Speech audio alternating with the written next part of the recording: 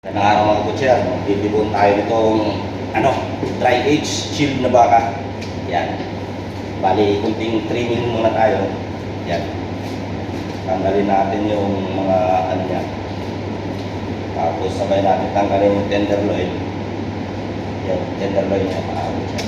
Tanggalin muna natin yung tenderloin. Kunting kiss-kiss muna. So, yan lang. Tuloy-tuloy na yan mga kutser. Isang hatak lang yan. Pag mano mo hindi sa dulo, automatic na yan kakalas. Yan. Yan ang beef tenderloin. Sunod natin yung beef chops niya. Kaya yung tibon niya, durog na nga. May joint yan. Yan. Yan. Yan. Ganyan lang yan magtanggal. Yan. Beef chops, yung mga niya sa may ribs, dito lang muna.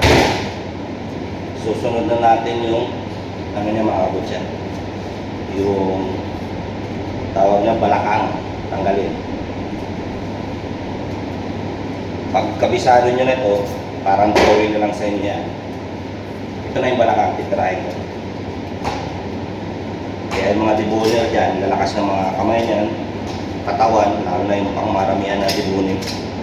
Sa amin dito, parang kalahating baka lang, isang araw, minsan niya, isa lang eh. Pinakamalakas natin. Tanggalin natin itong balakang yan. Yan. Kaliter C. Yan. Diba? Yan. Tapos, kiskisin natin dito hanggang matanggal ng buto. Yung sa dulo niya ng buto yan. Yan. Kita niya mga kutser. Ganun lang yan. Tapos, kiskis. Uy! Malalim ah. Malalim yung hindi siyempre yung pagkahiwa nila ng balakang. Kasi malalim. Yan. Kita nyo? Lapit ko na konti. Yan. Bakbak na yan.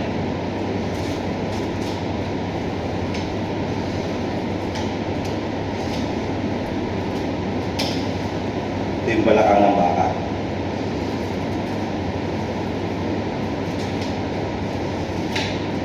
Pag debuner ka talaga, kailangan malakas talaga yung katawan mo, lalo pag nasa malalaking bansa kayo, malalaking bakaw.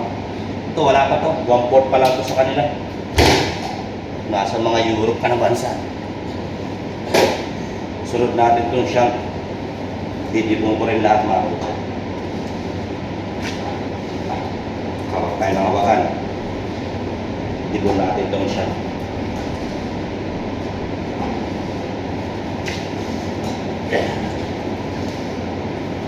Yan.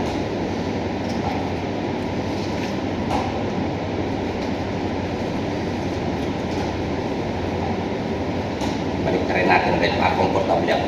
May hawakan. Yan. Nakunin natin dito. Itong joint dito mga kabutsa. Pag magputol kayo naman, may joint yan. Yan. Pakita ko sa inyo. Yan o. Pag maputol nyo na yan, automatic tanggal na yung bone marrow niya. Yan o. Pakita ko sa inyo yung bone marrow.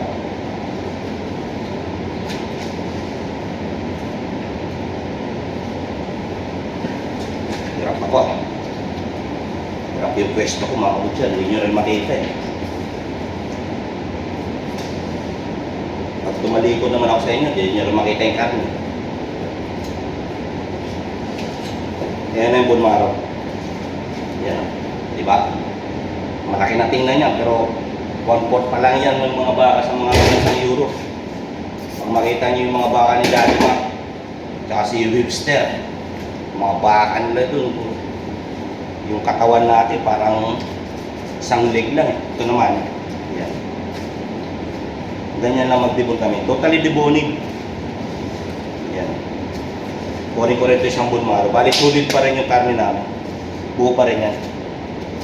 Hindi katulad sa mga bansang Euro. Si-separate na nila yung top side mga kabutsa. siseparate na yung knuckle, separate na yung silver side niya, yung ano nga, yung iron, siniseparate na nila.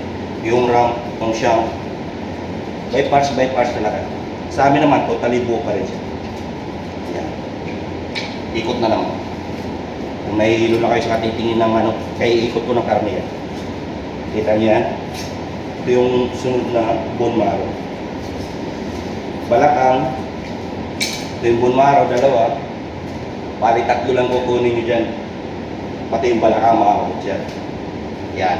Kaya hanggang dito na lang. God bless.